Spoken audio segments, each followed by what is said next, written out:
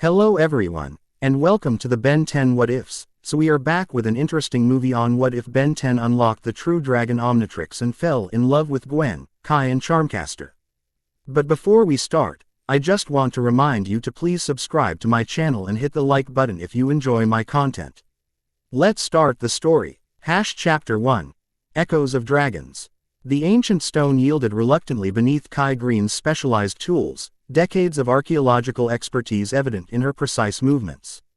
Sweat trickled down her temples despite. The excavation site's climate controls. This hidden chamber beneath the Peruvian mountains had remained sealed for millennia, until today. There's definitely something unusual about these markings. Kai traced her fingers along symbols that resembled no Earth language. They're similar to Galvan's script, but far older. Muffled voices echoed from the tunnel behind her as the excavation team argued about proper procedures. Kai ignored them. 5 years since earning her doctorate and establishing herself as the foremost expert on extraterrestrial archaeology, she'd learned when to follow protocol and when to trust her instincts. The wall before her hummed. Not audibly, she felt it through her fingertips, a subtle vibration that sent electric tingles up her arms. Pressing her palm flat against the central glyph, Kai gasped as cerulean light spilled from the ancient stone, illuminating her face with unearthly radiance. Dr. Green. Her assistant's panicked voice echoed from the tunnel. The readings are off the charts. You need to evacuate immediately. Kai remained transfixed as the glyphs rearranged themselves, forming a spiraling pattern that burned itself into her memory. The stone wall dissolved inward, revealing a small chamber bathed in that same blue light. At its center floated a crystalline object no larger than her fist, geometric perfection suspended in midair. B.L. Akin midnight blue with pinpricks of light that mimicked distant stars, it rotated slowly, seemingly untethered to physical laws. Celestial Sapien, she whispered, recognizing the distinctive energy signature from her research. But unlike the limited artifacts she'd previously encountered, this radiated power that made the air taste like ozone. The crystal's rotation accelerated as she approached, responding to her presence. Instinct warned Kai to retreat, but academic curiosity overrode caution. She reached for her scanner, documenting the phenomenon while maintaining a cautious distance.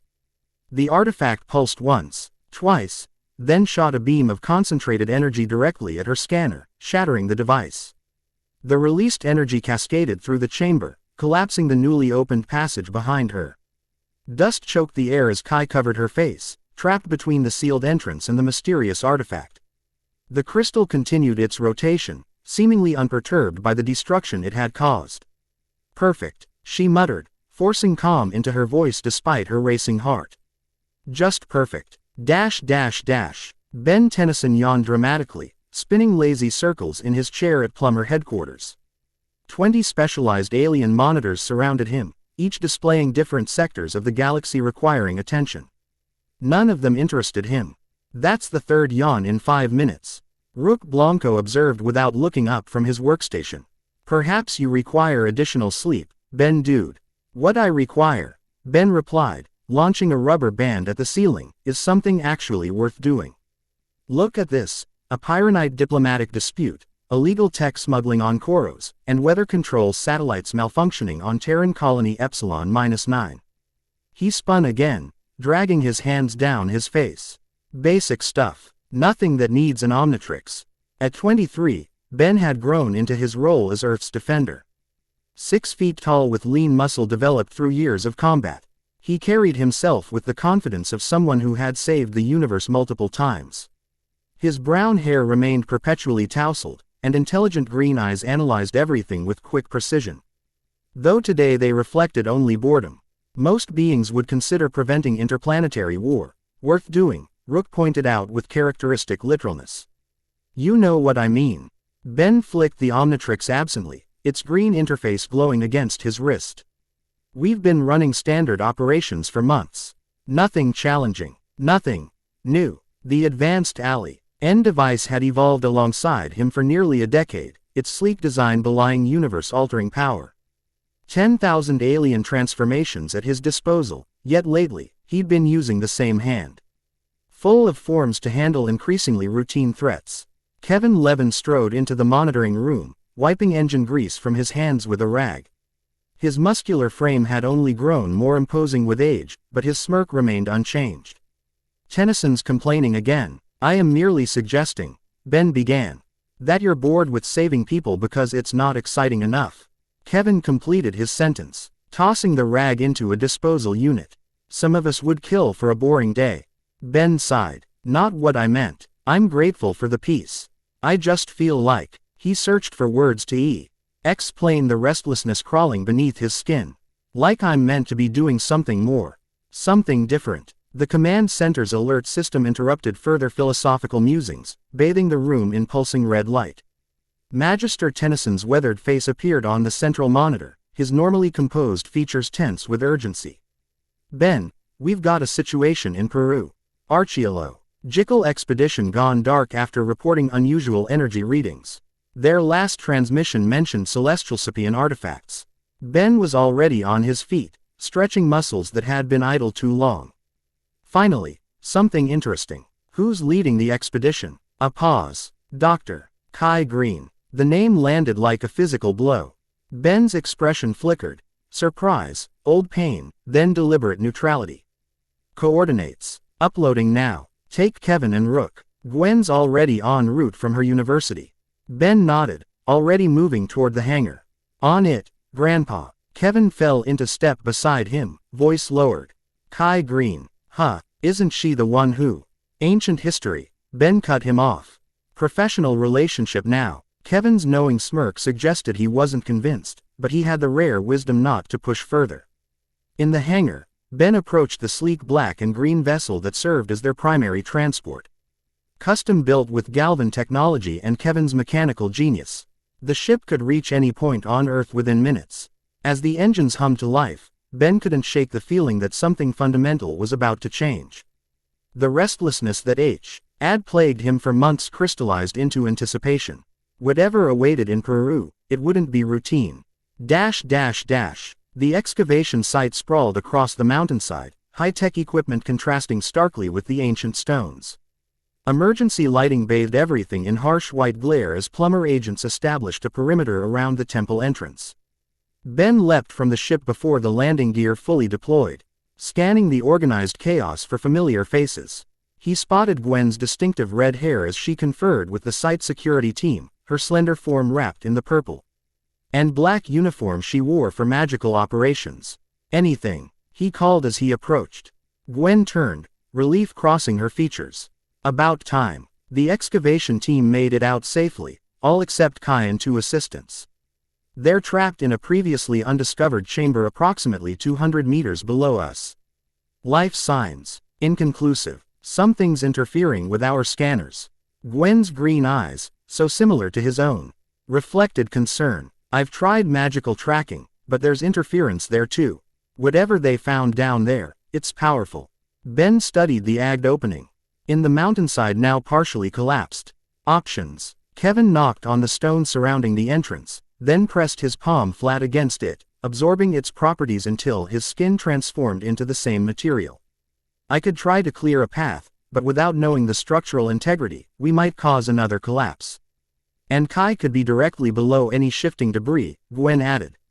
Rook approached, holding his proto-tool configured as a scanner. I am detecting unusual Cronin particles emanating from beneath the surface. Such radiation is typically associated with time manipulation or extradimensional phenomena. Quote, great. Ben examined the Omnitrix. Sounds like a job for Big Chill. I can phase through without disturbing the structure. I'm coming with you, Gwen insisted. I can create a mana shield if anything goes wrong. Ben nodded, then activated the Omnitrix. Green light washed over him as his DNA reconfigured, transforming him into the spectral blue Necrophrygian. Moth-like wings unfurled from his back as cold mist emanated from his body.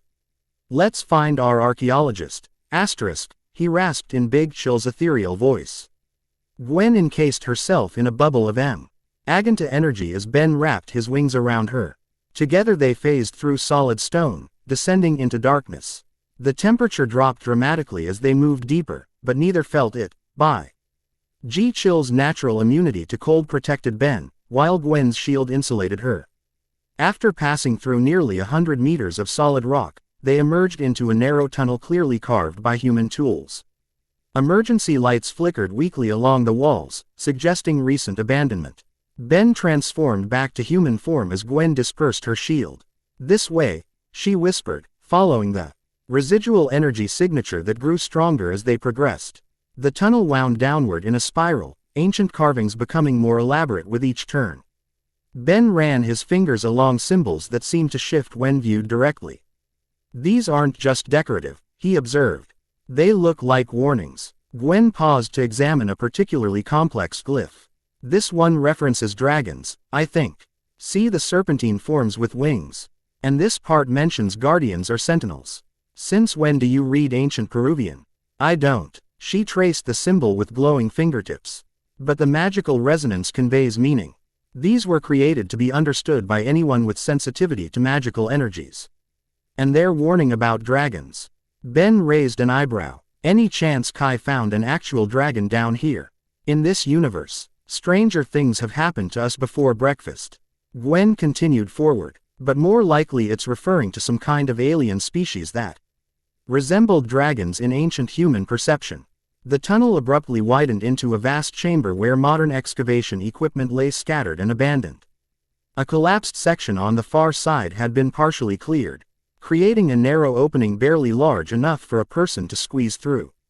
"Kai," Ben called out, his voice echoing. "Dr. Green, plumbers here for rescue." Silence answered him. Gwen closed her eyes, extending her magical awareness. "There's someone alive beyond that opening. Their energy feels strange, altered somehow." Ben approached the gap, examining it critically. "Too tight for most of my aliens. Maybe gray matter or..." A voice drifted through the opening, weak but unmistakable. "Ben, is that you?" "Kai." He pressed closer to the gap. "Are you hurt?" "Not hurt, but you need to see this carefully. The whole chamber is unstable." Ben glanced at Gwen, who nodded encouragingly. "I'll go first," he decided, activating the Omnitrix again. In a flash, he transformed into gray matter, the tiny Galvan form easily slipping through the narrow opening. The chamber beyond stole his breath. Unlike the rough-hewn tunnels, this space was perfectly spherical, its walls covered in luminescent blue symbols that pulsed with their own light. The technology was unmistakably alien, far beyond ancient human capabilities. In the center floated the crystalline artifact Kai had discovered, now pulsing with increased intensity. Kai herself stood transfixed before it, her normally composed features tight with controlled fear. "Don't come closer," she warned without turning. "It reacts to movement." Gray matter analyzed the situation with characteristic Galvan precision. "Fascinating. A suspended quantum matrix with extra-dimensional properties. The radiation signature suggests celestial sapien origin, but the configuration is unlike anything in Azimuth's archives. It destroyed my equipment and sealed the chamber when I tried to scan it," Kai explained. Her voice professionally steady despite the circumstances. "My assistants escaped before the final collapse, but I was trapped." "Why are you just standing there?" Gray matter asked, noting her unnaturally still posture. "Because every time I move to leave, it does that." Kai inclined her head slightly toward the artifact, which pulsed brighter in response to even that small movement. "It's almost like it's studying me, waiting for something." Gray matter circled the chamber, careful to maintain distance from the floating crystal. "The symbols on these walls reference what humans might interpret as dragons. But they're actually describing an ancient race that predates even the celestial sapiens. A species called the Draconians." Kai's eyes widened. "You can read this. Galvan intelligence has its perks." Gray matter tapped his oversized head. "The Draconians were believed to be mythological, but if this artifact is genuine..." He trailed off, implications racing through his enhanced mind. The Omnitrix symbol on gray matter's back began to pulse in sync with the artifact, green light answering blue. "That's new," Kai observed tensely. Gray matter felt a tugging sensation within his Galvan form, the Omnitrix responding to something external for the first time since Azimuth's last update. "This isn't good." With a flash, he reverted to human form involuntarily, the transformation leaving him disoriented. The crystal's pulsing accelerated dramatically, its rotation becoming a blur as it emitted high-pitched tones that made Ben's teeth ache. "Gwen," he shouted toward the opening. "Something's happening with the Omnitrix." The artifact suddenly shot toward him, moving faster than human reflexes could track. Ben raised his arm instinctively, the Omnitrix meeting the crystal in a collision of green and blue energy that sent shockwaves through the chamber. Kai dove for cover as chunks of stone broke free from the ceiling. Ben. The pain was extraordinary, white-hot energy coursing through Ben's body as the Omnitrix absorbed something from the artifact. The device's familiar interface flickered, symbols rapidly cycling through alien languages before settling on entirely new configurations. Through the haze of agony, Ben glimpsed the crystal disintegrating, particles of celestial energy flowing into the Omnitrix like water into parched earth. His vision blurred, consciousness threatening to slip away. With a final pulse, the energy transfer completed. The Omnitrix's traditional green glow now contained flecks of midnight blue, like stars embedded in its interface. The pain subsided, leaving Ben gasping on his knees. What, he managed between breaths, was that? Kai emerged from her shelter, approaching cautiously. Are you all right? Before Ben could answer, the chamber shuddered violently. Without the artifact's energy maintaining the ancient structure, the walls began to collapse inward. Time to go. Ben reached for the Omnitrix, only to find its interface reconfiguring, unfamiliar symbols replacing his customary alien roster. Come on, not now.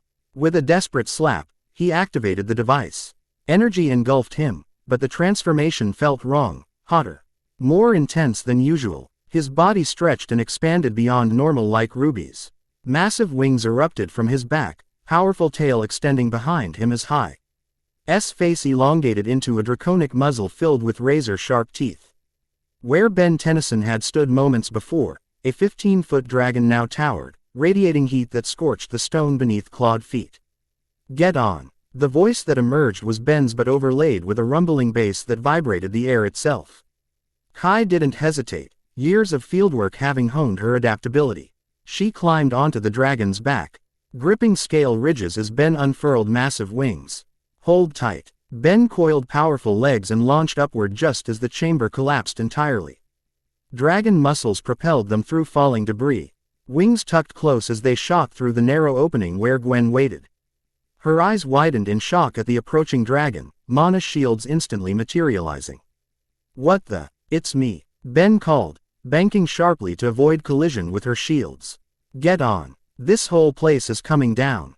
Recognition dawned in Gwen's eyes. She dispelled her shields and leapt onto the dragon's back behind Kai as the tunnel began collapsing behind them. Ben surged upward through the spiral passage, instinctively understanding his new form's capabilities. Heat built within his chest, and with a roar, he released a concentrated blast of flame that melted the stone blocking their path to the surface. They exploded from the mountainside in a shower of molten rock and ancient dust. Ben's powerful wings catching the air as they soared into the night sky. Below, the entire excavation site collapsed inward, equipment disappearing into a widening sinkhole. Plumber agents scattered, weapons trained upward at the dragon until Kevin's voice cut through the chaos. Hold your fire. It's Tennyson. Ben circled once before landing carefully away from the collapsed zone, allowing Kai and Gwen to dismount. Plumber agents approached cautiously, Kevin and Rook pushing to the front. Dude, Kevin breathed, taking in the imposing draconic form. That is seriously metal. Rook scanned Ben with his proto-tool. Fascinating. I am unfamiliar with this species. It does not match any known DNA sample in the Omnitrix database. Ben focused on reverting to human form, but found the process strangely resistant. The Omnitrix symbol on his chest pulsed erratically, midnight blue energy crackling around it. With concentrated effort, he finally triggered the transformation, collapsing to his knees as his human body returned. That was, he gasped, different. Kai knelt beside him, professional curiosity temporarily overriding their complicated history. The artifact must have altered your Omnitrix. It was celestial sapien technology, but configured unlike anything I've encountered. Not just celestial sapien, Ben corrected, examining the modified Omnitrix. Its interface had stabilized, but new symbols glowed alongside familiar ones. Gray matter recognized references to something called Draconians, supposedly mythical beings that predated even the celestial sapiens. Gwen joined them, her expression troubled. Beings powerful enough to create artifacts that can modify technology designed by Azimuth himself. That's concerning. Concerning is one word for it. Ben rose unsteadily, accepting Rook's offered support. Amazing is another. That transformation was incredible. I could feel power unlike any alien I've used before. And it nearly didn't change you back. Kai pointed out pragmatically. We should get you to a plumber medical facility. Ben nodded, suddenly aware of bone-deep exhaustion weighing on him. Good call. But first, he turned to Kai. Professional courtesy replacing the awkwardness between them. Thank you for not freaking out when I turned into a 15-foot fire-breathing lizard. A smile touched her lips, genuine despite the circumstances. Please, I was dating you when you could transform into Wildmutt. A dragon is practically an upgrade. Dating is a generous term for what we were doing, Ben replied with a wry smile. Old tensions briefly diffused by shared humor. Kai's expression sobered as she surveyed the collapsed excavation site. My research, years of work, gone. Not entirely. Ben raised his wrist, the modified Omnitrix glinting in the emergency lights. Whatever your artifact was, it's partially in here now. We'll figure it out. Kai raised an eyebrow. The plumbers WILL need an archaeological consultant with expertise in celestial Sapian artifacts, Ben explained, his tone shifting to professional. And I'll need someone who understands what happened down there if I'm going to master whatever this is. He gestured to the Omnitrix. Before Kai could respond, Rook's prototool emitted an urgent alert. Magister Tennyson is requesting immediate extraction. Orbital scans have detected approaching spacecraft on direct course for this location. Hostile, Kevin asked, already absorbing metal from a nearby vehicle. Unknown, but they appeared immediately after the energy surge from the artifact. Rook reconfigured his prototool into its weapon form. Their trajectory suggests they are searching for something. Or someone. Gwen's hands glowed with mana as she established a protective perimeter. Ben, can you transform again? Ben examined the Omnitrix, its interface still cycling through unfamiliar patterns. Not sure. It's still recalibrating or something. The night sky above them shimmered as a ship dropped its cloaking technology. Unlike the utilitarian designs of most alien vessels, this craft featured organic curves reminiscent of a predatory animal. Its surface gleamed with an iridescent material that shifted colors like oil on water. That's not plumber tech, Kevin stated unnecessarily, hands transforming into bladed weapons. A beam of light shot from the vessel, scanning the excavation site before focusing on their small group. When it passed over Ben, it intensified, bathing him in painful brilliance. Thereafter the Omnitrix, Ben realized, shielding his eyes, or whatever it's becoming. The scanning beam abruptly cut off as the ship's underside opened, disgorging half a dozen humanoid figures that descended on anti-gravity platforms. Their armor resembled scales, shifting colors to match the ship above, and each wore a helmet shaped like a stylized reptilian head. The lead figure landed 20 feet away, moving its helmet to reveal distinctly non-human features. Though humanoid in basic shape, its skin gleamed with fine scales in deep purple hues, eyes vertical slitted like a reptile's. When it spoke, a forked tongue flickered between sharp teeth. The Omnitrix wielder, it hissed in accented but comprehensible English. You have taken what does not belong to you. Ben stepped forward, positioning himself between the aliens and his team. I didn't take anything. The artifact integrated with my Omnitrix on its own. The alien's slitted eyes narrowed. Convenient explanation. The draconian art has been sought by the scaled Concordat for millennia. We detected its activation and now find it missing, and irradiating with its energy signature. Scaled Concordat? Gwen questioned, mana shields still at ready. There's no record of your species in the plumber database. We do not recognize your plumber's authority, another alien hissed.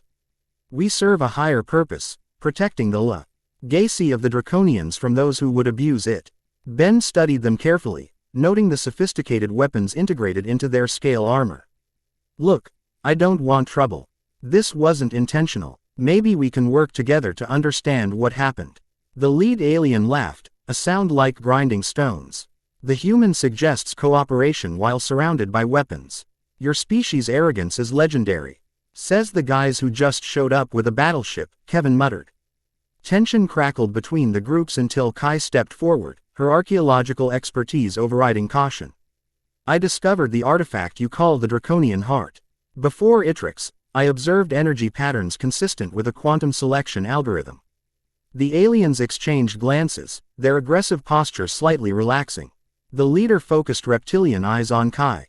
Explain. It wasn't simply absorbed, she continued. It evaluated Ben specifically before initiating the merge. If your legends about the Draconians are accurate, their technology often included selection protocols to identify worthy users. Ben stared at her in surprise. It chose me. That would explain why it kept me trapped but didn't harm me, Kai reasoned. It was waiting for a specific genetic or energetic signature, possibly one compatible with the Omnitrix itself. The lead alien approached slowly, other Concordat members tensing in response. It studied Ben with unnerving intensity, forked tongue sampling the air around him. The human female's theory has merit, it finally conceded. The heart was said to eke a worthy vessel in times of necessity. Its reptilian gaze hardened. But worthiness must be proven, not assumed. Ben held his ground. I'm not looking to prove anything to you. But I do want to understand what's happening to my Omnitrix and what this heart thing is supposed to do. A tense silence followed, broken by the sudden appearance of additional plumber ships converging on their location. The alien leader hissed in frustration. This discussion is not concluded, Omnitrix wielder. The scaled Concordat will be watching. It replaced its helmet and signaled to its companions. Remember this. The power you have stumbled upon carries responsibility beyond your comprehension. The dragon does not suffer the unworthy to command its flame. With that cryptic warning, the aliens activated their platforms. Ascending rapidly to their ship, the vessel's engines flared brilliant purple as it accelerated skyward, vanishing into the night before the plumber reinforcements could intercept. Ben exhaled slowly, tension draining from his shoulders. Well, that could have gone worse.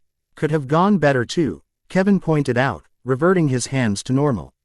Now we've got CE lizard people after whatever that thing did to your watch. Gwen dispelled her mana shields, approaching Ben with concern. How do you feel? Any side effects from the transformation? Ben considered the question, taking inventory of his body. Beyond the expected fatigue, something felt different, a warmth in his chest that hadn't been there before, a heightened awareness of his surroundings. I feel more, he finally answered. Like parts of me were asleep and now they're waking up. Kai studied him with professional interest. The legends about Draconians described them as beings of pure potential, creatures that could adapt to any environment, harness any elemental force. If even a fraction of their power has merged with the Omnitrix, then Ben just got a serious upgrade, Kevin concluded. Assuming it doesn't fry his DNA or something. Thanks for that comforting thought, Ben muttered. Rook approached, communicator in hand. Magister Tennyson requests our immediate return to Plumber headquarters.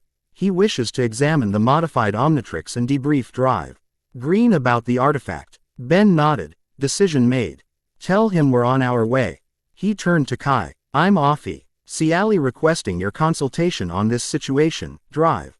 Green. The plumbers will compensate you for your expertise. Kai hesitated, glancing at the collapsed excavation site where years of her research lay buried. My university position can wait, Ben finished.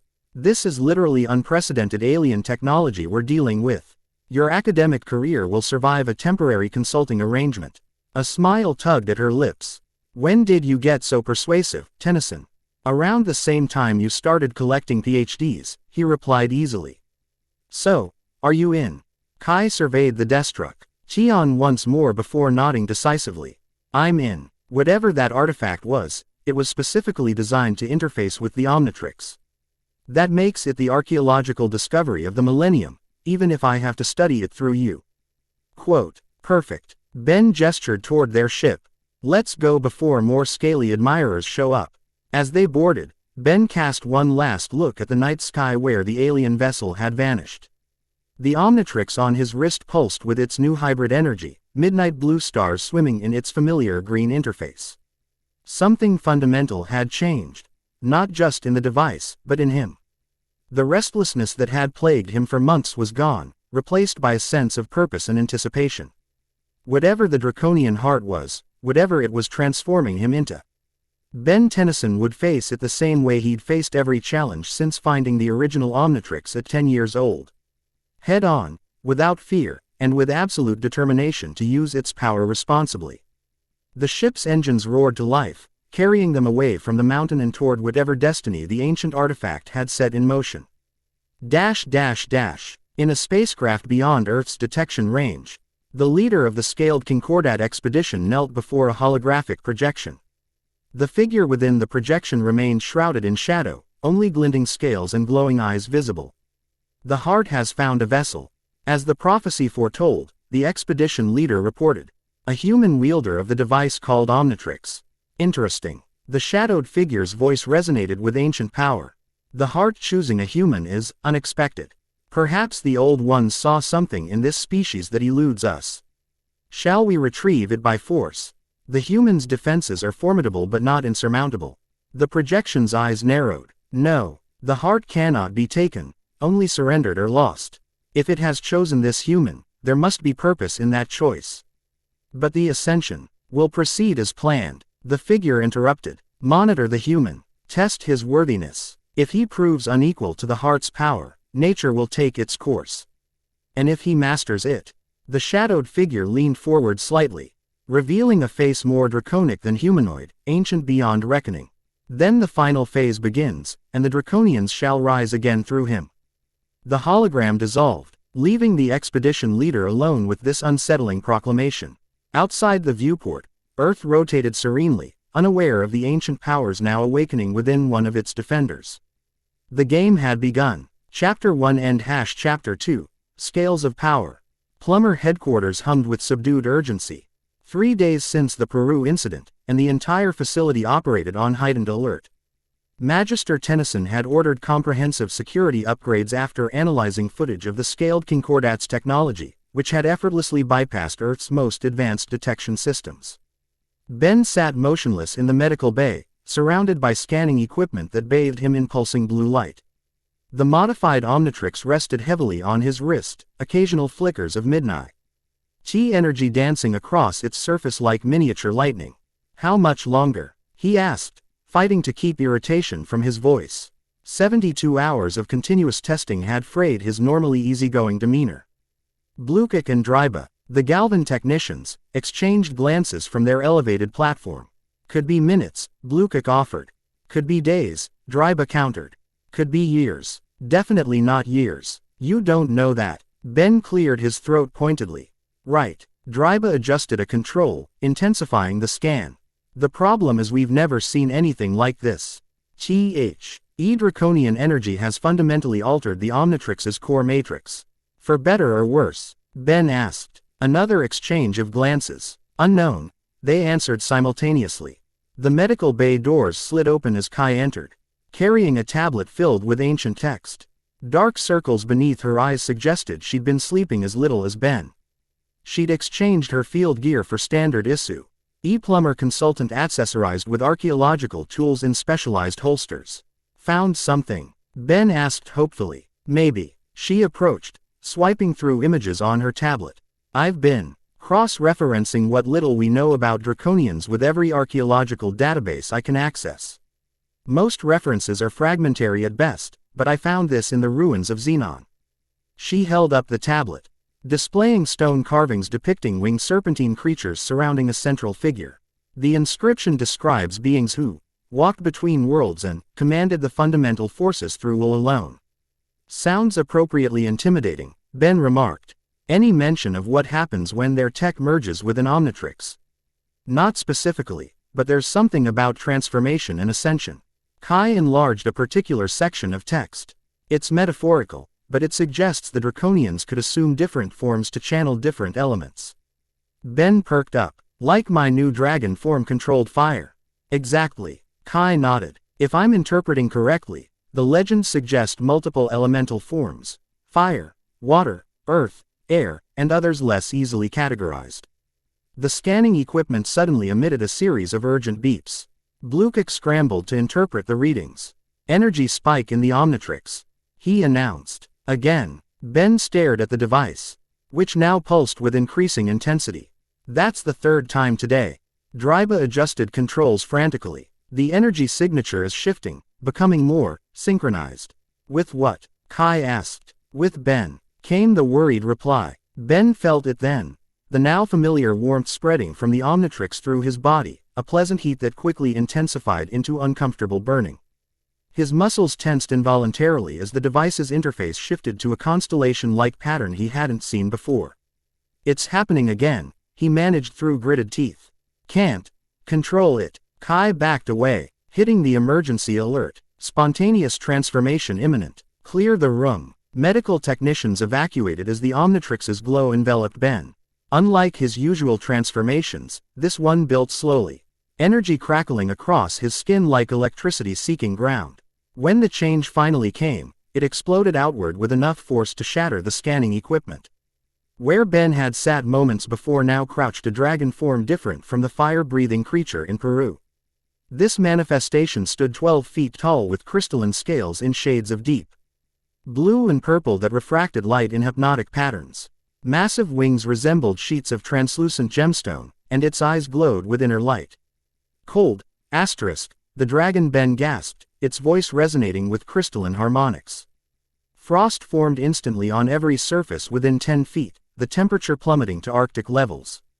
Kai shivered violently as her breath clouded before her. Temperature dropping dangerously fast, she reported into her communicator, backing toward the exit.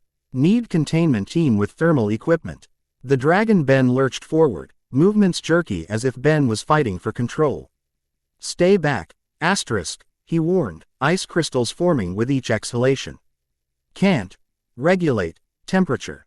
Frozen patches spread across the floor and walls as the ambient temperature continued falling. Kai's fingers stiffened with cold as she reached for the door controls, her movements growing sluggish. "Ben," she called, teeth chattering. "Focus on controlling your core temperature.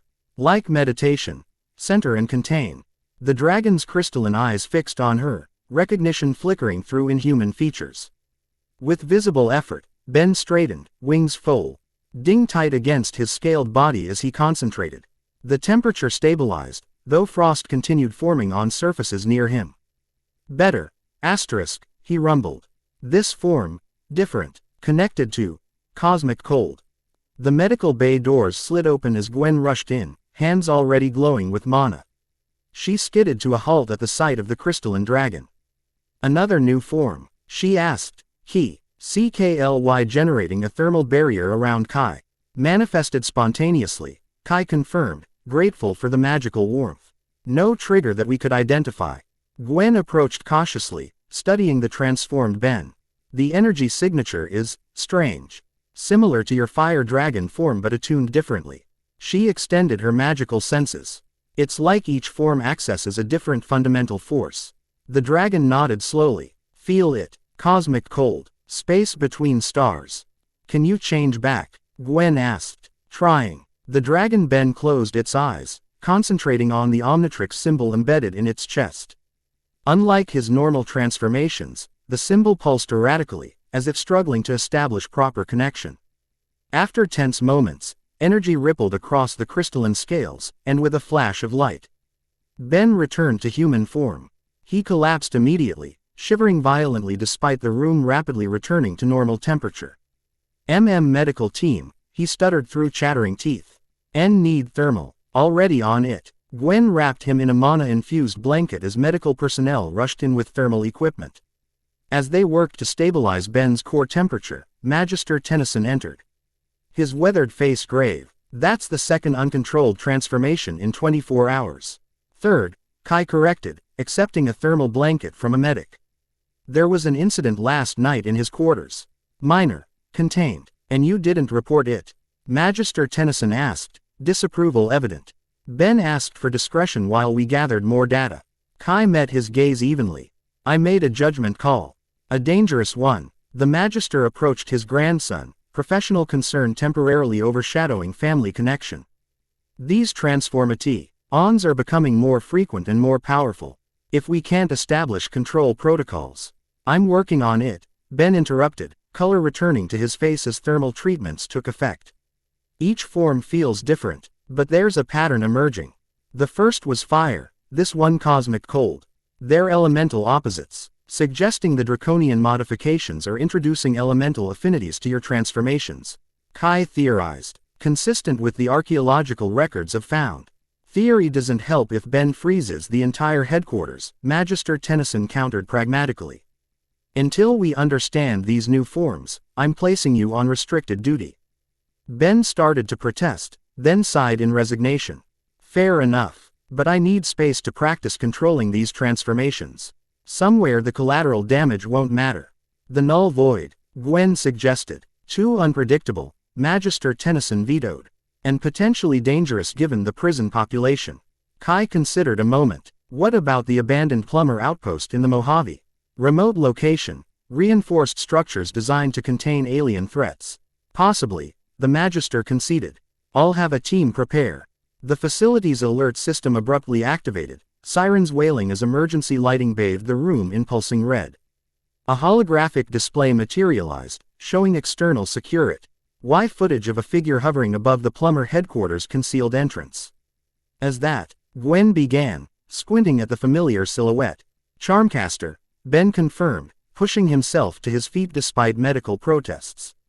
What's she doing here? The silver-haired sorceress floated cross-legged 20 feet above the ground, surrounded by swirling pink energy unlike Gwen's mana.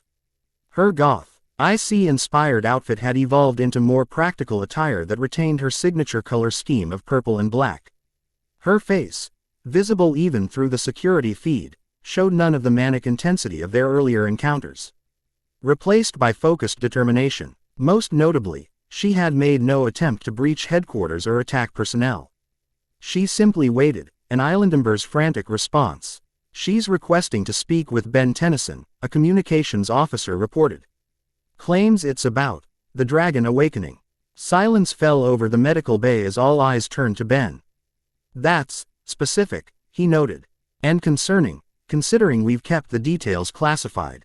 Trap, Gwen suggested, though her tone lacked conviction. Maybe. Ben studied the footage. But Charmcaster's been keeping a low profile for years. Why emerge now unless she knows something important? Or wants something important, Magister Tennyson countered. Like a newly enhanced Omnitrix. Ben considered this, then shook his head. I'll talk to her. Securely. With backup, but I'll talk to her.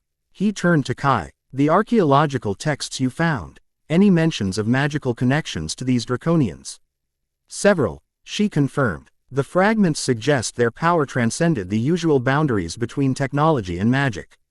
Some texts even described them as bridge beings between scientific and mystical realms. Which might explain why a sorceress is suddenly interested in my watch upgrade. Ben straightened his jacket with a wince, still feeling the aftereffects of the transformation. Let's find out what she knows. The plumber security protocol for potential hostile magic users involved 20 armed agents, 3 specialized containment fields, and enough nullificati. On technology to temporarily dampen a small star. Ben thought it was overkill. Charmcaster obviously agreed, her expression mixing amusement and irritation as she sat in the interrogation chamber, magical restraints glowing softly around her wrists. Seriously, she raised her bound hands. After I politely knocked on your front door and requested a conversation. You people really need to work on your hospitality. Ben studied her from across the table. Age had matured Charmcaster from the volatile teenager he'd first encountered into a woman of dangerous poise. Her silver hair remained her most striking feature, though she now wore it in a practical braid rather than loose. Sharp intelligence had replaced manic energy in her violet eyes. Last time we met, you were trying to absorb the powers of an interdimensional being. Ben reminded her evenly. Forgive us for being cautious. Ancient history. She waved dismissively. I've been reformed for years. Ask anyone in the magical community. Reformed isn't the same as trustworthy, Gwen noted from her position near the door, hands ready to generate mana shields if necessary. Charmcaster's gaze shifted to her old rival, a smirk playing at her lips. Still playing second fiddle to your cousin, Gwendolyn. I thought you'd have outgrown that by now. Still deflecting with personal attacks when cornered. Gwen countered smoothly. Some things never change. Ben raised a hand, interrupting the brewing argument. You mentioned a dragon awakening. Explain. Charmcaster's attention returned to him, assessing. 3 days ago, every magical practitioner within 500 miles felt a surge of power centered in Peru. Not normal magic. Something older, primal. Something that hasn't been active on Earth for millennia. And you immediately connected this to me because... Please. Charmcaster rolled her eyes. Mysterious powers surge, government cover-up, and Ben Tennyson at the epicenter. Basic pattern recognition. Ben exchanged glances with Gwen before continuing. What exactly do you know about this power? More than you, apparently. Charmcaster leaned forward. The magical community calls it Draconis Potentia, dragon power. It's the foundation of an ancient magical system that predates human civilization. According to legend, it originated with beings who could channel elemental forces through transformation. The accuracy of her information was unsettling. Ben maintained a neutral expression despite his surprise. And you're here because whatever you did woke it up. Her voice dropped, suddenly serious. And now certain artifacts in my possession are activating in response. Artifacts I need to either contain or relocate before they attract unwanted attention. What kind of artifacts? Kai asked, speaking for the first time since entering the room. She'd been observing silently, analyzing Charmcaster's body language and terminology with an archaeologist's precision. Charmcaster's gaze flicked to her. Curiosity evident. Who's the new addition to Team Tennyson? Dr. Kai Green, archaeological consultant. Ben answered before Kai could respond. Answer her question. Dragon stones. Charmcaster's restrained hand sketched patterns in the air, magical energy forming miniature replicas of crystalline formations. 7 artifacts said to resonate with the 7 primary manifestations of dragon energy. I've spent years collecting them for study. Now they're activating sequentially, emitting energy signatures that every magical predator on Earth can sense. And you need our help because... Gwen prompted skeptically. Because whatever happened to him, Charmcaster nodded toward Ben, as connected to my artifacts. They're responding to him, and because, if the wrong entities get hold of these stones while they're active, the consequences would be. She paused, searching for an adequate description. Apocalyptic is probably understating it. The interrogation room fell silent as they processed this. Ben studied Charmcaster carefully, trying to detect deception in her unusually straightforward explanation. He found none. You know about the Draconians, he stated rather than asked. Charmcaster's eyes widened fractionally, the first genuine surprise she'd shown. You know their name. Interesting. Most records were purged from Earth's history, magical and mundane. We've had a crash course, Ben acknowledged. But if what you're saying is true, these dragon stones could help us understand what's happening to the Omnitrix. And to you, Charmcaster added pointedly. The energy isn't just affecting your device, Tennyson. It's changing you on a fundamental level. I can see it in your aura. Ben tensed. What do you mean? On energy doesn't just transform the body, she explained, an educator's patience replacing her usual sarcasm. It transforms the spirit, the very essence of what you are. The process has already begun. Before Ben could question further, the facility's alert system activated again, this time with greater urgency. Magister Tennyson's voice echoed through the communication system. All personnel to battle stations. Unidentified craft breaching upper atmosphere, energy signature matching scaled concordat technology. Ben jumped to his feet. They found us. Who found you? Charmcaster demanded, alarm replacing her confidence. No time to explain. Ben turned to the security officers. Release her restraints. If they're after what I think they're after, we need all the help we can get. Ben. Gwen protested. We can't just. The building shuddered violently, cutting off her objection as emergency lighting activated. A second, more powerful tremor followed, this one accompanied by the unmistakable sound of defensive shields failing. Decision made, Ben declared, activating his communicator. Grandpa, what's our status? 3 ships, came the tense reply. More advanced than what we encountered in Peru.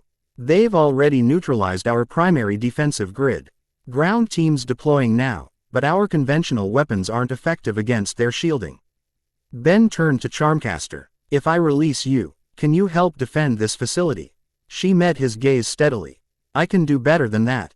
I can get us, and my artifacts, somewhere they can't follow. But I'll need access to my focus staff, which your security confiscated. Another explosion rocked the building, closer this time. Ben made his decision. Release her and return her property, he ordered the guards. Kai, grab whatever research you can. Gwen, contact Kevin and Rook, tell them to meet us in the hangar. The next impact hit, ending chunks of ceiling crashing down. Protective shields automatically deployed around the room's occupants. They're targeting this section specifically, Kai realized. They must be tracking the Omnitrix's energy signature. Which means we need to move. Ben examined the device on his wrist. Its interface still cycling through unfamiliar patterns. I'm going to try something. Everyone stay back. He closed his eyes, focusing on the warm energy that had been building within him since Peru. Instead of fighting the transformation as he had before, he embraced it, directing his thoughts toward the fiery dragon form he'd first manifested. The Omnitrix responded immediately, midnight energy spiraling up his arm as transformation began.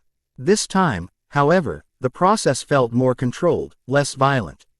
When the energy dissipated, the ruby-scaled dragon stood in Ben's place. Wings folded tight in the confined space. Better, asterisk, he rumbled, the heat emanating from his form comfortable rather than overwhelming. Let's move. Charmcaster, now freed and clutching her recovered staff, studied the transformed Ben with undisguised fascination. Ignis Draconis, the fire aspect. Impressive control for a novice. Save the lecture for when we're not under attack, asterisk, Ben suggested. Ducking through the doorway into the corridor beyond. The upper levels of Plumber headquarters had sustained significant damage. Support beams protruded from collapsed ceilings, and emergency containment fields flickered around breached sections. Plumber agents evacuated personnel while defensive teams established positions around critical infrastructure. Hangars 2 levels down, Gwen reported. Generating mana platforms to bypass a collapsed stairwell. Kevin and Rook are already there prepping transport. They navigated through increasingly damaged sectors, Ben's draconic form proving surprisingly agile despite its size. The enhanced strength and durability proved valuable as he cleared debris and protected the others from falling structures. A massive explosion ahead cut off their route. Flames engulfing the corridor. Ben stepped forward without hesitation, drawing the fire into himself with a deep breath. The flames flowed into his draconic form like water into parched earth, strengthening rather than harming him. Fire aspect has its advantages, asterisk, he noted, clearing the path forward. Show off, Charmcaster muttered, though her expression suggested she was actually impressed. They reached the hangar level to find it in chaos.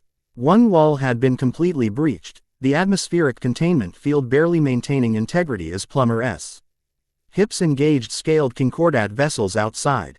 The distinctive iridescent hulls of the alien craft shimmered as they absorbed and deflected energy weapons. Kevin and Rook had prepared the team's purs. Onal Transport, a sleek black and green craft designed for speed rather than combat. Kevin himself stood outside, absorbed in the metal of a nearby support beam, his transformed body positioning defensive barriers around the ship. About time, he shouted when he spotted them. These lizard guys don't mess around. Rook emerged from the ship's cockpit, prototool configured for maximum firepower. Engines primed, but our exit path is currently obstructed by enemy craft. Ben surveyed the situation, draconic senses providing enhanced perception. We'll need a distraction, something to draw their attention while we make our escape. Like what? Kai asked, clutching her tablet containing invaluable research data. Ben's reptilian features formed what might have been a grin. Like a dragon. Before anyone could object, he unfurled massive wings and launched toward the hangar opening, flame building in his chest. With a roar that shook the remaining structure, he expelled a consent rated blast of fire directly at the nearest concordat vessel. The alien ship's shields flared brilliantly as they absorbed the attack, but the distraction worked. All 3 vessels reoriented toward the unexpected threat. Weapons systems targeting the draconic figure now hovering beyond the hangar. Get to the ship, Ben called back, dodging energy blasts with surprising agility for his size. I'll keep them busy. Kevin didn't need to be told twice. Everyone in, now. As the team boarded, Ben engaged in an aerial dance with the concordat vessels, his fire breath seemingly ineffective against their shields but successfully holding their attention. When the team's ship rose from the hangar, engines glowing with barely contained power, Ben broke away from the combat, wings tucked foe. Our maximum speed as he raced to rejoin his companions. A tractor beam from the lead alien vessel nearly caught him, the energy field grazing his tail as he dove toward the open hatch of the team's ship. He crashed through the opening, transforming back to human form mid-landing in an ungraceful heap on the deck. Cutting it close, Kevin shouted from the pilot's seat, executing evasive maneuvers as energy weapons tracked their escape. "Just go," Ben ordered, pulling himself upright with effort. The controlled transformation had drained him less than the spontaneous ones, but fatigue still weighed heavily on his limbs. The ship accelerated away from Plumber headquarters, Kevin's exceptional piloting skills keeping them just ahead of pursuing fire. The Concordat vessels followed, their superior technology gradually closing the gap despite Kevin's best efforts. "We can't outrun them," Rook observed from the co-pilot position, his tone calmly factual even in crisis. "Their propulsion systems exceed our maximum capability by approximately 27%. Thanks for the precise calculation of our doom," Kevin replied sarcastically, executing a barrel roll to avoid concentrated fire. Charmcaster pushed forward from the passenger compartment, staff glowing with accumulating power. "I can get us out of here, but I need coordinates, somewhere remote, defensible." "The Mojave outpost," Kai suggested immediately. "It was our original destination anyway." "Too obvious," Ben countered, joining them in the cockpit. "They tracked us to Plumber headquarters. They can track us to any Plumber facility." "Then where?" Gwen asked. Generating a mana shield around the ship as a glancing hit destabilized their port side deflectors. Charmcaster's expression darkened. "I have a place. Not ideal for guests, but heavily warded against detection." "Your pocket dimension," Gwen guessed skeptically. "Something like that." Charmcaster planted her staff firmly on the deck, intricate runes appearing around its base. "But traversing dimensions with a ship this size will take more power than I can generate alone." Gwen immediately understood. "You need my mana." Desperate times. Charmcaster extended her free hand. "Truce." After a moment's hesitation, Gwen clasped her former rival's hand. "Truce." Energy crackled between them as their magical signatures synchronized, Charmcaster's raw power combining with Gwen's precision. The runes around the staff expanded outward, covering the ship's interior in glowing symbols. "Tennyson," Charmcaster called to Ben, strain evident in her voice. "That dragon energy of yours would be helpful right about now."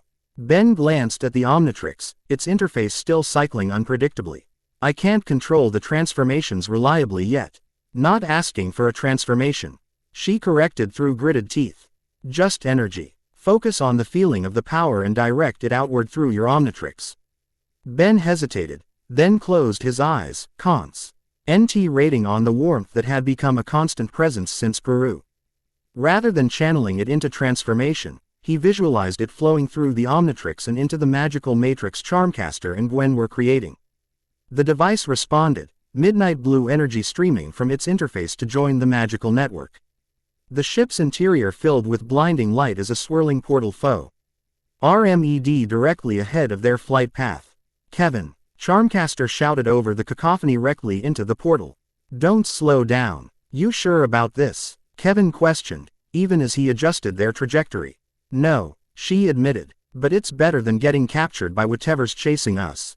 The ship plunged into the swirling vortex just as the lead Concordat vessel fired its main weapon.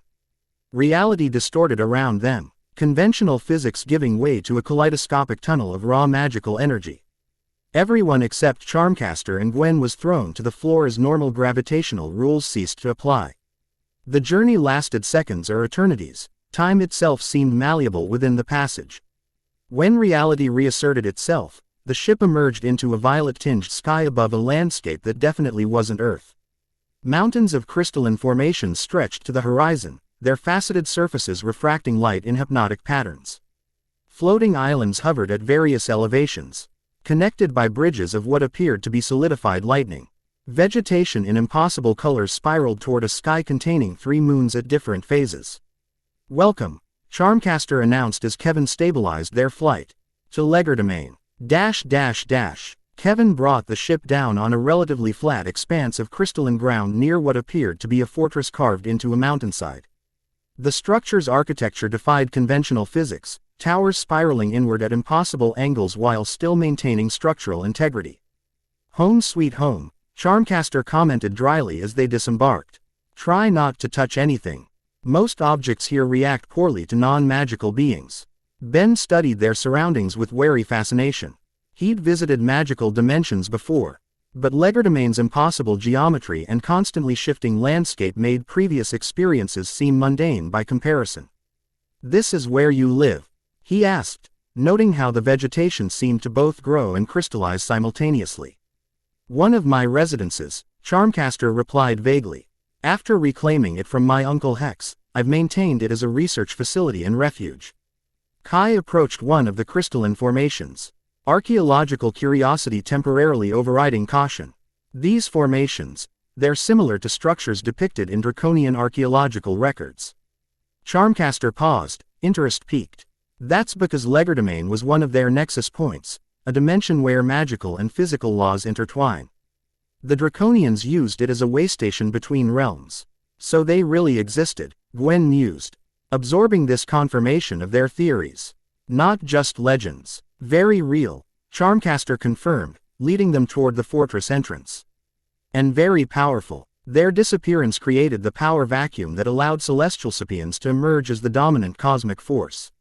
The fortress doors, massive slabs of what appeared to be obsidian inlaid with silver runes, opened at Charmcaster's approach without any visible mechanism.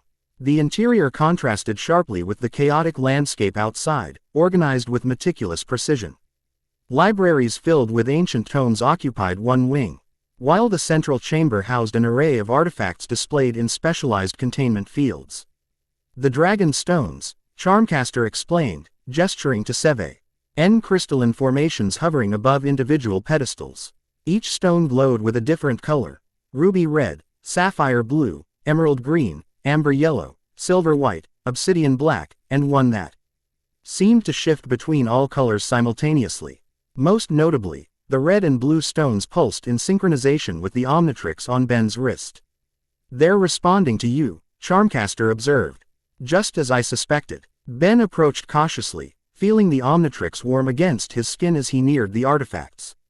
"What exactly are they?" "According to legend, they're fragments of the original draconian essence, crystallized portions of their elemental power." Charmcaster monitored his approach carefully. Each represents a different elemental aspect: fire, water, earth, air, light, darkness, and the seventh, balance. "And they're connected to my new transformations," Ben concluded, noting how the red stone's pulse matched the rhythm of his fire form's energy. "More than connected," Kai interjected, studying the artifacts with professional interest. "Based on your descriptions, I believe the Omnitrix is using these elemental signatures as templates for your new forms." Kevin, who had been unusually quiet since their arrival, approached the stones with an engineer's curiosity. "Mind if I scan them? Might help us understand what's happening to the Omnitrix." After Charmcaster's reluctant nod, he produced specialized equipment from their ship and began analyzing the artifacts, his understanding of alien technology providing insight even into magical objects. "The Cries. Tallinn structure is unlike anything I've seen," he reported after several minutes. "Multiple layers of reality encoded in single lattice formations. They're not just storing energy, they're generating it from somewhere else." "Dimensional frequencies," Charmcaster explained.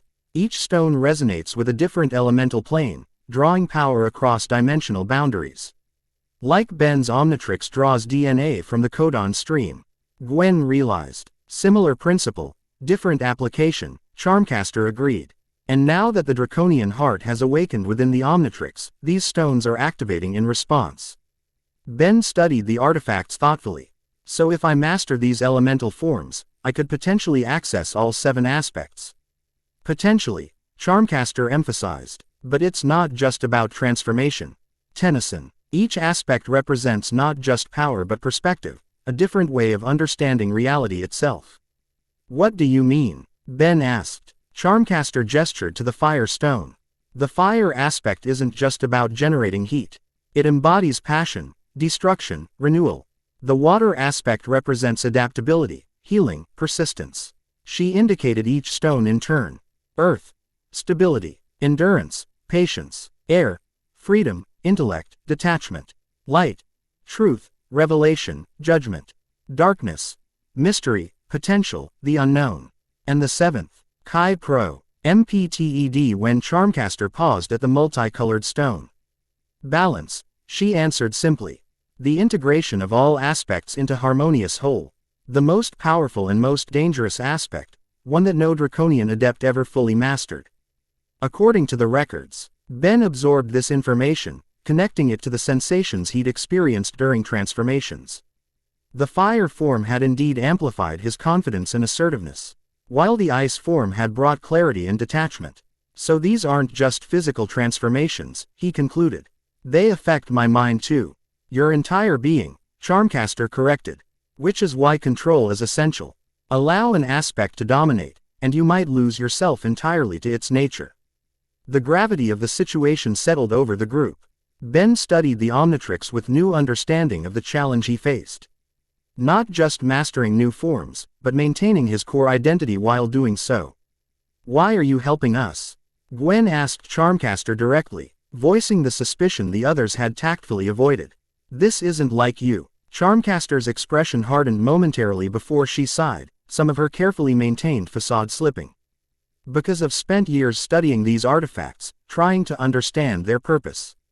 Because the awakening of the draconian heart represents a fundamental shift in magical balance that affects my work. She paused, then added with surprising honesty, and because whatever's happening is bigger than old rivalries.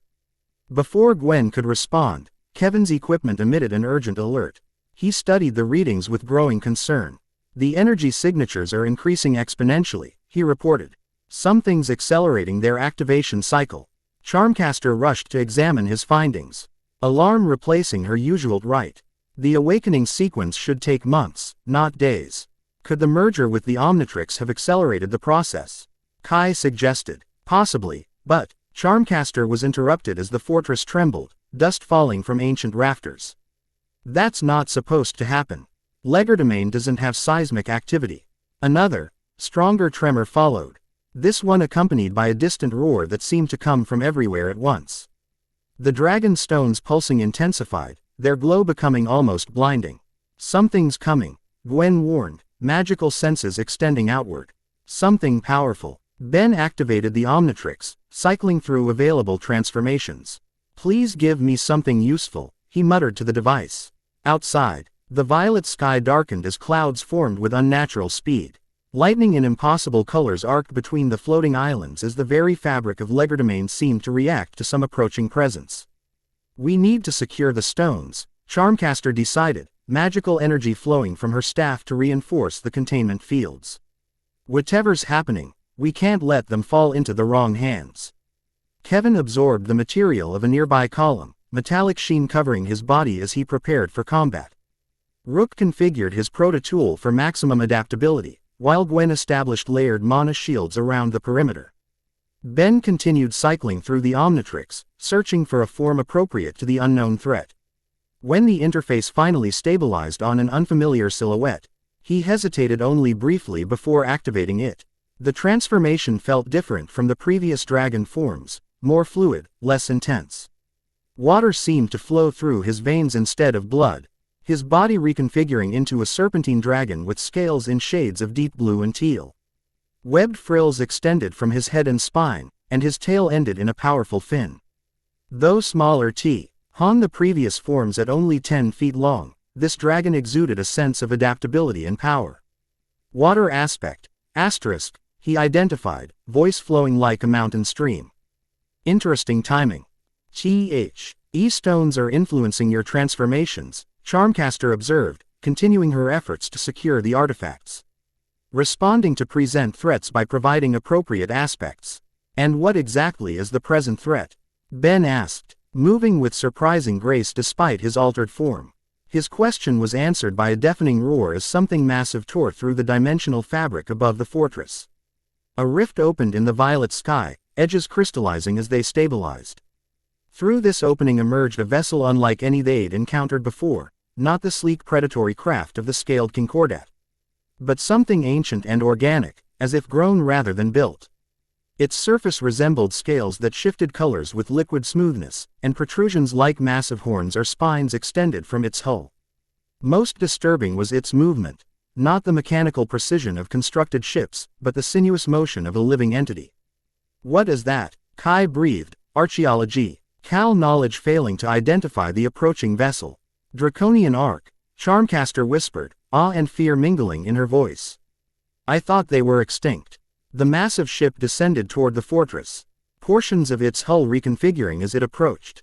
No visible weapons appeared, but the very air seemed to compress with its passage, reality bending around its presence. Everyone inside, Ben ordered. Aquatic form gliding toward the fortress entrance. We need to protect those artifacts. They retreated within as the ship positioned itself directly above the fortress. A section of its underside dissolved inward, revealing an aperture from which descended a single figure. Unlike the reptilian humanoids of the scaled Concordat, this being was unmistakably draconic, 12 feet tall with scales that shifted through multiple colors with each movement. 4 arms ended in clawed hands, and 2 sets of wings extended from its back, one membranous and one feathered. Its FACE combined reptilian and avian features in harmonious rather than disturbing fashion, with eyes that contained galaxies. When it landed before the fortress, the ground crystallized beneath its feet. It carried no visible weapons, yet power radiated from it in palpable waves. Omnitrix wielder, it called, voice resonating through stone and air alike. Face me. Ben glanced at his companions. Water aspect features settling into determined lines. Stay here unless I signal. We don't know what we're dealing with. Ben, Gwen began, concern evident. Trust me, he interrupted gently.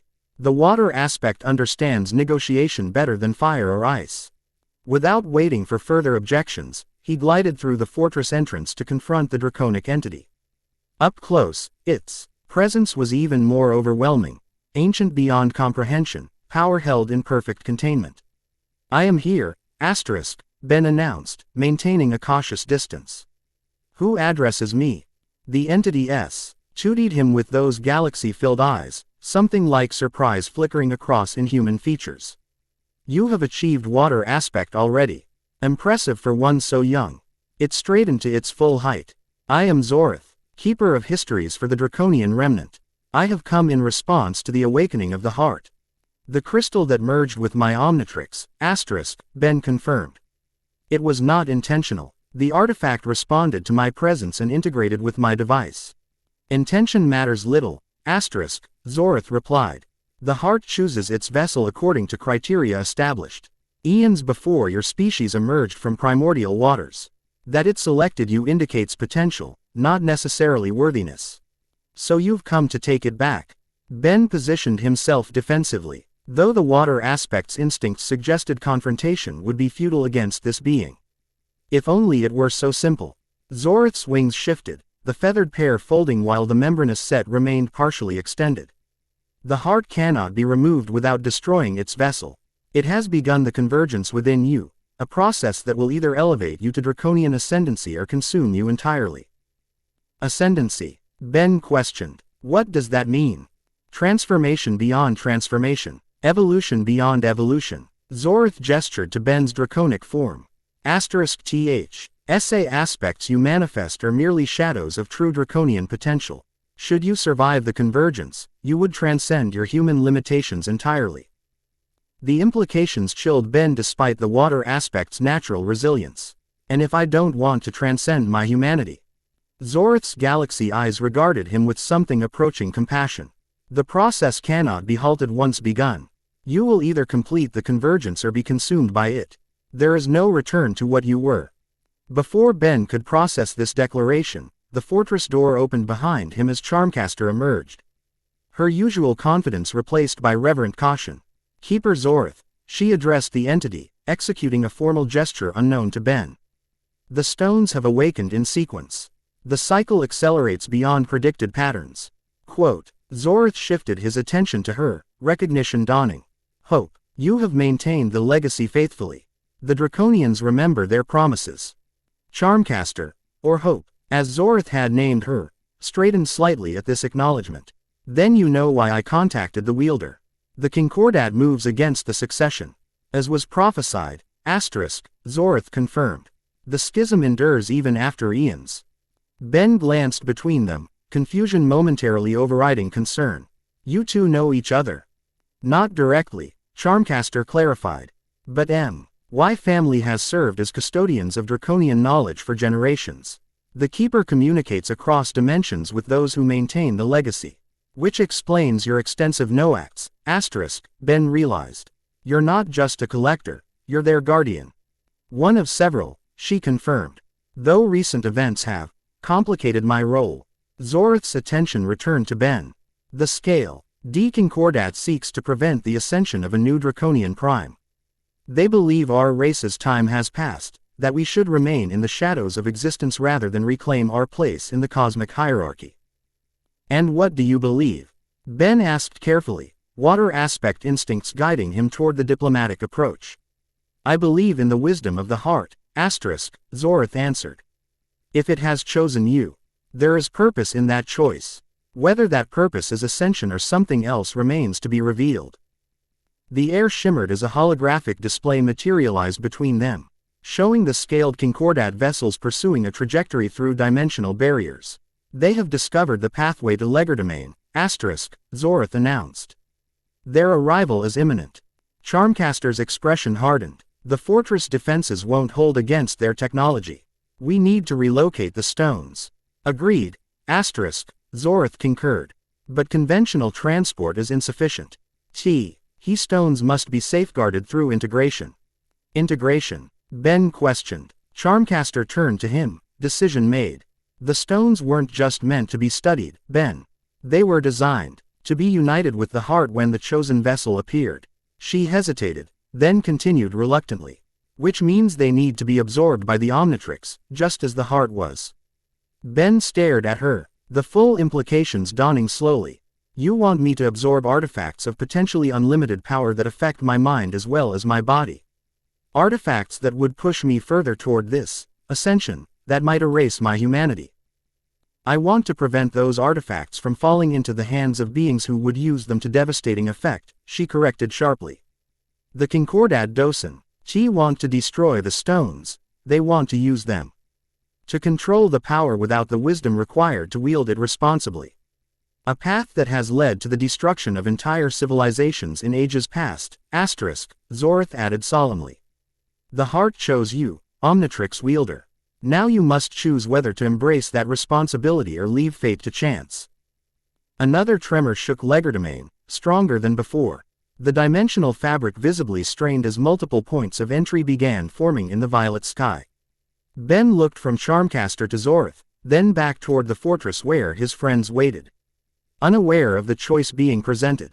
The water aspect's perspective provided clarity without emotions clouding influence, allowing him to weigh consequences with unusual detachment. If I do this, he finally said, I need guarantees that my friends will be protected. And I need to know there's a way back if this ascension threatens who I am. There are no guarantees in ascension, Zorth stated plainly. But know this, the heart does not choose vessels to destroy them, but to transform them. What you become will still be you, merely more. Not entirely comforting, but probably the most honest answer he could expect from a being who perceived reality so differently. Ben turned to Charmcaster. You've studied these artifacts for years. In your judgment, can I handle this power? The question clearly surprised her. She considered it seriously before answering. You've wielded the Omnitrix responsibly despite having every opportunity to abuse it. Your record isn't perfect, but your intentions have remained honorable. A reluctant smile tugged at her lips. As much as it pains me to admit it, Tennyson, if anyone can handle this power without being corrupted by it, it's probably you. The sincerity of her assessment decided him. Ben nodded once, resolution settling over his serpentine features. Then let's do this before our scaled friends arrive. They returned to the fortress where the others waited anxiously, Gwen maintaining magical barriers while Kevin and Rook positioned themselves defensively around the artifacts.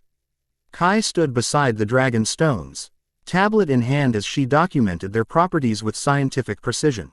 Ben, Gwen called when she spotted him. What's happening? Who is that? Her eyes widened as she registered Zorth's imposing presence. Time to explain fully, Ben replied, moving toward the artifacts. Short version. More lizard people are coming, and these stones need protection. I'm the protection. You're going to absorb them into the Omnitrix. Kai guessed, quick mind connecting the logical dots. Something like that. Ben positioned himself before the hovering crystals, their pulsing intensifying at his proximity. Kevin stepped forward, concern evident beneath his usual nonchalance. Hold up. Last alien tech you absorbed nearly rewrote your DNA permanently. These things could do worse. They absolutely will do worse, asterisk, Ben confirmed with water aspect bluntness. But the alternatives are worse still. Before further objections could be raised, Zorth moved to the center of the chamber. Forearms extended in ritualistic gesture. The integration requires specific sequence. Each aspect must be harmonized with the wielder's essence before proceeding to the next. Charmcaster joined him, staff planted firmly as she established a magical containment field around Ben and the stones. This will hurt, she warned simply. Try not to fight the process. Ben looked at his friends, seeing concern, confusion, and trust in varying measures. Stand back. No matter what happens, let the process complete. With Gwen's reluctant nod of agreement, Ben turned back. K to the artifacts and extended his transformed arm, the Omnitrix symbol pulsing in anticipation. Zorth began an incantation in a language that seemed to alter reality with each syllable, the air rippling around his massive form. Charmcaster's magic formed complex geometric patterns that rotated around the dragon stones, preparing them for the integration. The first stone, ruby red for the fire aspect, rose from its pedestal and hovered before Ben. Already attuned to this element, the Omnitrix responded immediately, drawing the artifact toward it with tendrils of midnight energy. When they connected, pain lanced through Ben's draconic form, the water aspect destabilizing as fire energy surged through him. He gritted serrated teeth, focusing on maintaining consciousness as the stone LVED into pure energy that flowed into the Omnitrix. The device's interface flashed crimson before stabilizing, one segment of its display permanently shifting to that color. One stabilized, asterisk, Zorth intoned. Proceed. The blue stone representing water followed, the integration less painful but still intense as it merged with Ben's current form. The Omnitrix accepted this aspect easily, AS. Econ segment of its display turning sapphire blue. Each subsequent stone presented unique challenges. The green earth aspect felt like molten lead flowing through his veins, while the yellow air ECT created a sensation of being torn apart and reassembled. The silver light aspect burned with cold fire, and the obsidian darkness aspect brought momentary blindness as perception itself recalibrated. Throughout the process, Ben maintained consciousness through sheer willpower, the draconic transformation fluctuating as each new aspect integrated with the Omnitrix. His form shifted colors and elements, sometimes manifesting multiple aspects simultaneously before stabilizing again. Finally, only the seventh stone remained, the multicolored crystal representing balance. Unlike the others, his one did not immediately respond to the Omnitrix's energy. It hovered, pulsing erratically, as if evaluating Ben's worthiness.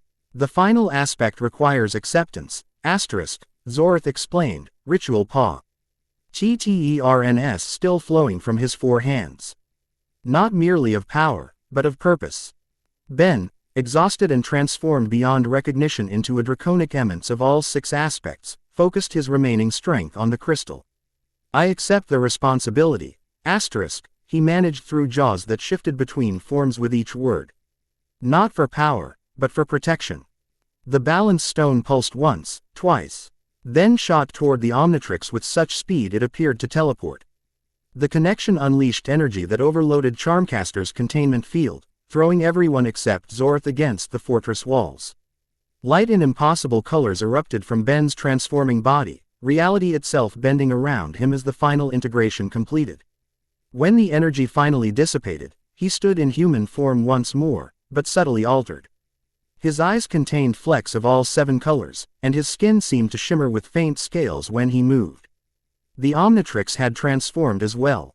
Its traditio, null green and black color scheme remained, but the interface now displayed 7 segments arranged in a circular pattern, each glowing with the color of its corresponding aspect. At the center, where the activation control had been, now pulsed a miniature galaxy of midnight blue, the draconian heart itself, fully integrated and awakened. Ben swayed on his feet, human form barely containing the energies now coursing through him. Kai rushed to his side, supporting him before he could collapse. "Are you okay?" she asked urgently, studying his altered appearance with scientific concern. "Define." "Okay," he managed weakly. Voice hoarse. "Feel like I swallowed a nuclear reactor. But alive. Definitely alive." Zorth approached, towering over them even in his most contained posture. "The integration is complete. The convergence has begun." "What does that mean for Ben?" Gwen demanded, helping Kai support her cousin.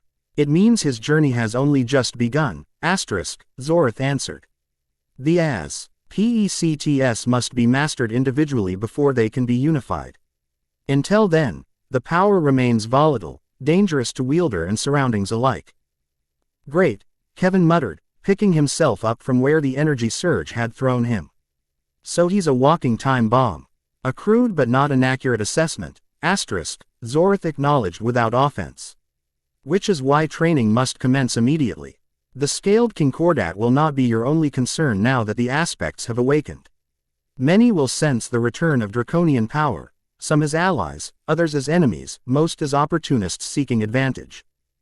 Another dimensional tremor interrupted further discussion, this one powerful enough to crack the crystalline floor beneath them. Zorth's expression shifted to one of urgency. "They have breached the outer barriers," he announced. "We must depart. This dimension is no longer secure." "Where can we go?" Charmcaster questioned, magic already flowing as she collected essential materials from her fortress. "If they tracked us to Legerdemain, they can track us anywhere." "Not anywhere, Zorth corrected. "The convergence has opened pathways long sealed. There exists a realm, where draconian energy naturally accumulates, a place where the aspects may be mastered in relative safety." "And where's that?" Ben asked, strength gradually returning as his body adjusted to the integrated energies. "The humans of your world once called it Avalon, Zorth answered. We called it the Crucible. It exists between dimensions, accessible only to those who carry draconian essence." "Which now includes Ben," Kai concluded. "Indeed. Through him, passage is possible for all of you." Zorth gestured to the Omnitrix. "But the journey requires transformation. You must access the balance aspect, the form that contains elements of all seven." Ben examined the modified device, its 7-segmented interface pulsing in rhythmic sequence. "I'm not sure I can control that yet. The individual aspects were hard enough." "You must, Zorth insisted as another, stronger tremor shook the fortress. "Focus not on the form, but on the purpose. The heart responds to intention more than command." With no better options and time running out, Ben closed his eyes and concentrated. Instead of focusing on a specific aspect, he visualized them in harmony, fire's passion balanced by water's adaptability. Earth's stability complementing air's freedom, light and darkness in perfect equilibrium. The Omnitrix responded immediately, all 7 segments illuminating simultaneously as transformation began. Unlike previous changes, this one felt natural, almost euphoric, as if he were becoming what he was always meant to be. When the energy dissipated, a draconic form unlike any previous manifestation stood in Ben's place. Taller than even the fire aspect at nearly 20 feet, this dragon's scales shifted through all 7 colors in harmonious patterns. 4 wings extended from its back, 2 feathered, 2 membranous, and its face combined features of all aspects into perfect symmetry. Most striking were its eyes, which contained swirling galaxies similar to Zorth's own. Balance aspect, Zorth confirmed with something like pride. The first in millennia. Perhaps the heart chose wisely after all. The transformed Ben examined his new form with wonder, power thrumming through every scale. This manifestation felt different from the others, not dominating his personality with elemental traits, but enhancing his core self, as if he were simply more of what he already was. "This is incredible," he breathed, voice resonating with harmonic overtones. "I can feel everything. The dimensional barriers, the approaching ships, even the thoughts of everyone in this room." "Try not to invade privacy with that last one," Kevin suggested dryly, though his expression showed genuine awe at Ben's transformation. Another tremor, violent enough to collapse sections of the fortress ceiling, reminded them of their urgent situation. Zorth extended all four arms, reality rippling around him as he established a dimensional anchor. Focus on my essence, asterisk, he instructed Ben. The pathway reveals itself to those who carry the 7 aspects. Visualize the space between dimensions, where elements exist in primal form. Ben concentrated, the balance aspects enhanced perception allowing him to see beyond conventional reality. The air before Zorth shimmered, then split open in a perfect circle of swirling energy unlike any portal they'd witnessed before. It gleamed, a landscape of impossible beauty, mountains that flowed like water, forests of crystalline trees, and skies filled with celestial bodies unknown to Earth astronomy. The crucible awaits, asterisk, Zorth announced. Gather close to the aspect bearer. Only through direct contact can you traverse the threshold. The team didn't need to be told twice. As the fortress began collapsing around them, they gathered around Ben's massive draconic form, maintaining physical contact with his scales. Charmcaster hesitated only briefly before joining them, her role as guardian apparently outweighing any lingering distrust. Hold tight, asterisk, Ben warned, coiling powerful muscles. Not sure how smooth this ride will be. With a powerful surge, he launched toward the dimensional opening, Sangers clinging to his scaled form as they passed through the threshold between worlds. The sensation of transition defied description, simultaneously falling and flying, existing and not existing, compressed and expanded. When reality stabilized, they found themselves on a floating island of living crystal, surrounded by the impossible landscape Ben had glimpsed through the portal. The air itself seemed charged with potential, each breath filling them with vitality. Zorth appeared beside them, his massive form somehow even more impressive in this environment. Welcome to the Crucible, Re-elements exist in their purest form and the boundaries between thought and reality thin to transparency. It's beautiful, Kai whispered, scientific detachment momentarily abandoned in the face of such wonder. And dangerous, Zorth cautioned. This realm responds to thought and emote its nature, limit both to essentials. Ben carefully lowered himself, allowing his passengers to descend, arc before transforming back to human form, a process that occurred with surprising ease despite the power involved. The return to humanity brought exhaustion crashing down upon him, and he dropped to one knee, breathing heavily. The transformations are taking a physical toll, Charmcaster observed clinically. His human form can't sustain the energy expenditure indefinitely. A challenge all aspect bearers face initially. Zorth confirmed. The solution lies not in limiting transformations, but in achieving harmony between forms. When the human and draconic exist in balance rather than opposition, the strain diminishes. And how exactly does he achieve that? Gwen asked, magical senses expanding to explore their new environment. Through training, challenge, and growth. Zorth gestured to the vast landscape stretching before them. The Crucible will provide all three in abundance. As if responding to his words, the crystal beneath their feet shifted, forming a struct that resembled a pavilion surrounded by 7 towers, one for each aspect. The architecture seemed alive, responding to their needs without command. Rest now, asterisk, Zorth advised. Tomorrow, the true work begins.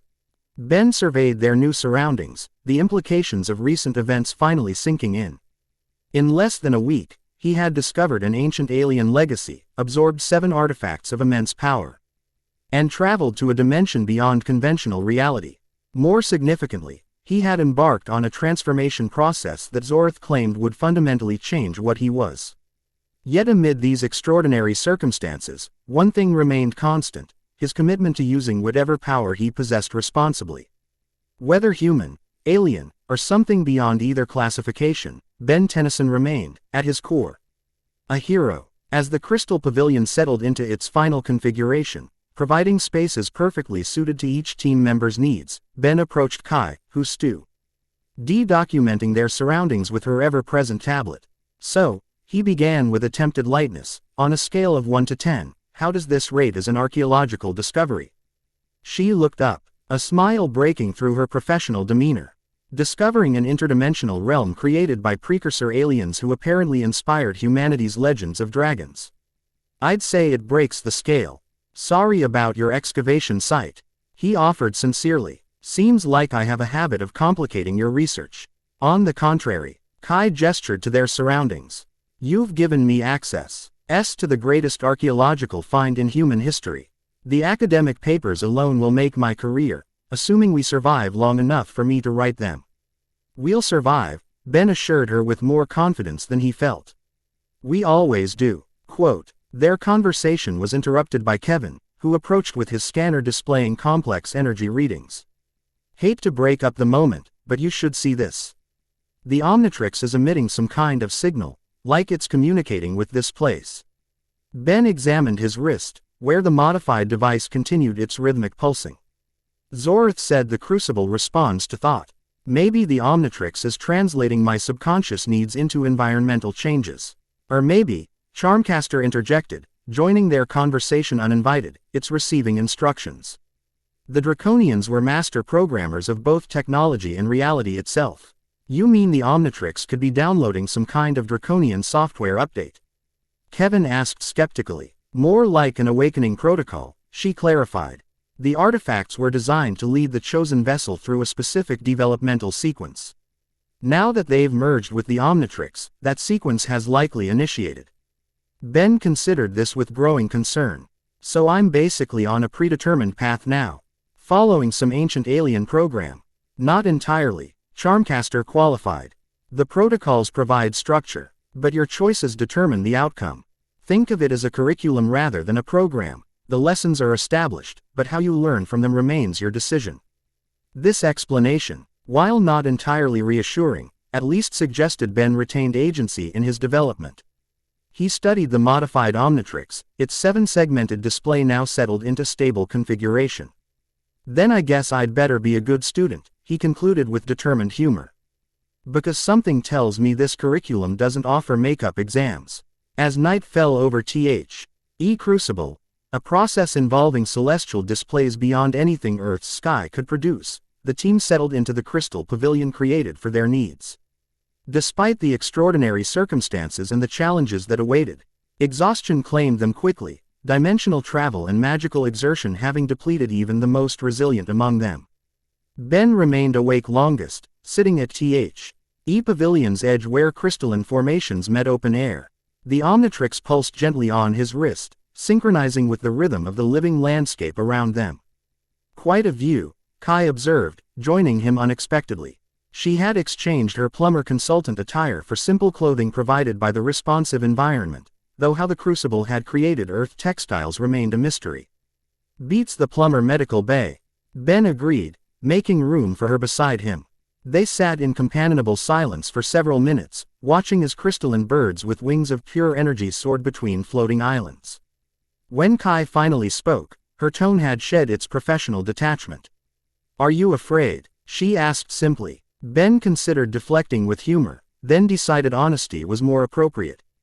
Terrified, he admitted. Not of the power or the responsibility, I've handled those before. But this talk of ascension, and becoming something beyond human. He flexed his hand, etching his skin momentarily shimmered with subtle scales in the crystalline light. What if I lose myself in the process? What if what comes out the other side isn't Ben Tennyson anymore? Kai studied him thoughtfully. You've been transforming into aliens since you were 10 years old. Has that ever made you less human? That's different, he countered. The transformations were always temporary. This is permanent evolution. According to Zorth, evolution doesn't erase what came before, she pointed out. It builds upon it. The first fish that crawled onto land didn't stop being Itzel. It just became a version that could survive in a new environment. Ben smiled despite himself. Did you just compare me to a prehistoric fish? I'm an archaeologist, she reminded him with answering smile. We think in evolutionary terms. The light moment faded as Ben returned to more serious concerns. Whatever I'm becoming, it's attracted some serious attention. The Scaled Concordat, Zorth's faction. Probably others we haven't met yet. There's some kind of cosmic power struggle happening, and somehow I've landed right in the middle of it. Where you usually end up, Kai noted with gentle teasing. Though the stakes do seem higher this time. Just a bit. Ben examined the Omnitrix again, its seven-colored interface gleaming in the alien twilight. Zorth keeps talking about mastering the aspects. I'm not even sure what that means, but apparently it's essential if I'm going to control these powers instead of being controlled by them. Then that's what you'll do, Kai stated with simple confidence. One aspect at a time, one challenge at a time. The same way you've faced everything else in your life. Her faith in him, stated so matter-of-factly, brought unexpected warmth. Ben found himself studying her profile as she gazed out at the Crucible's impossible landscape. Years had passed since their brief teenage romance, and both had changed significantly. Where youthful awkwardness had once defined their understanding now seemed possible. Thanks, he said finally. For the perspective, and for not running when things got weird. Most archaeological consultants would have reconsidered their contract after the first dragon transformation. Kai laughed softly. Most archaeological consultants don't have a history with Ben Tennyson. I knew what I was signing up for, though I admit. Interdimensional travel to a realm of living crystal wasn't explicitly covered in my consulting agreement. I'll have the plumbers add hazard pay, Ben promised with matching humor. Their conversation might have continued further had exhaustion not finally claimed them both. As Ben drifted toward sleep, the Omnitrix pulsed one final time, sending a subtle energy wave across the crystalline landscape. The Crucible responded, structures shifting to provide greater comfort and security for its new inhabitants. Tomorrow would bring challenges, training, and the beginning of Ben's journey toward mastering the seven aspects. But for tonight, rest claimed even the bearer of the draconian heart, as stars unknown to human astronomy wheeled overhead in the endless sky of the Crucible. Chapter 2 End. The End. I hope you enjoyed this episode. Remember to subscribe and like this video. See you in the next video.